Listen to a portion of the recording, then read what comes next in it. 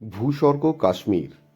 আর এই কাশ্মীর আমরা গত বছর মার্চে আমরা যখন বেড়াতে গেছিলাম, তখন আমরা যাত্রা শুরু করেছিলাম হাওড়া স্টেশন থেকে।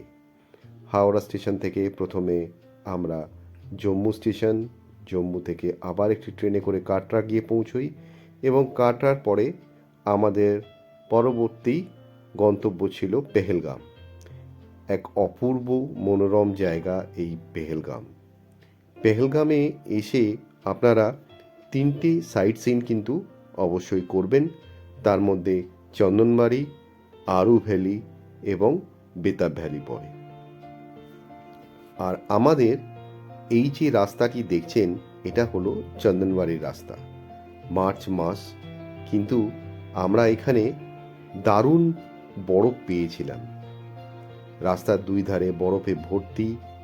আমরা পেহেলগামে পৌঁছানোর পরে আমরা চিনার প্যালেস নামক একটি হোটেলে ছিলাম এবং চিনার প্যালেসে থাকাকালীনই আমরা ওখান থেকে একটি লোকাল ট্যাক্সি বা ওদের ট্যাক্সি ইউনিয়ন থেকে আপনারা 3.5 থেকে 4,000 টাকা খরচা করে আপনারা এই তিনটে সাইট সিন কিন্তু করতে পারেন।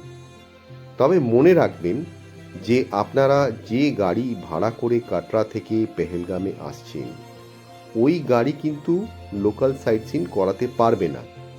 ওদের ওখানকার লোকাল যে ট্যাক্সি ইউনিয়ন আছে, সেই ট্যাক্সি ইউনিয়ন থেকেই আপনাদের গাড়ি ভাড়া করে এই লোকাল সাইট সিন করতে হবে। 3,500 টাকা থেকে শুরু। 3,500 টাকা কেন, 3,000 টাকা থেকেও কিন্তু আপনি গাড়ি ভাড়া করতে পারেন। আপনি যদি মারুতি ইকো ভাড়া করেন তাহলে 3,000 টাকায় হয়ে যাবে। যদি আপনি মহেন্দ্রা বোলেরো টাইপের কোনো গাড়ি করেন তাহলে 3,500 টাকা। যদি ইনোভা টাইপের গাড়ি করেন তাহলে সেখানে 4,500 টাকা পর্যন্ত আপনাদের খরচা হতে পারে। আর লোকাল সাইট সিনের জন্য অবশ্যই আপনারা কিন্তু এই আরু ভ্যালি, চন্দনবাড়ি আর বেতাব ভ্যালি, এই তিনটে স্পট কিন্তু করবেন। একদিনে এই তিনটে স্পট কভার করা যায়। চন্দনবাড়ি থেকে ফেরার পথে আরু ভ্যালিতে কিন্তু আপনারা যেতে পারবেন না। চন্দনবাড়ি থেকে দেখে এসে আপনারা করে নেবেন বেতাব ভ্যালি। বেতাব ভ্যালি থেকে আবার একদম একদম অপোজিট ডাইরেকশানে গেলে আপনারা পাবেন আরু ভ্যালি। তাহলে এই তিনটে স্পট আপনারা কিন্তু এইভাবে আপনারা ঘুরে দেখে নিতে পারেন। আর দেখতেই পাচ্ছেন মার্চ মাস, কিন্তু বরফের কমতি কোথাও ছিল না। আমাদের রাস্তার দুই ধারে বরফে ভর্তি এবং চন্দনবাড়িতে গিয়ে আমরা কিন্তু অনেক মজা করেছিলাম। এ এক অপূর্ব সুন্দর মনোরম দৃশ্য।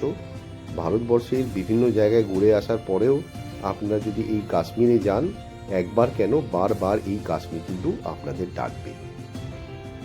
তাই আপনাদের যদি আমার এই ব্লগটি পছন্দ করে থাকেন বা পছন্দ লাগে, তাহলে অবশ্যই লাইক এবং সাবস্ক্রাইব করে দেবেন। ধন্যবাদ।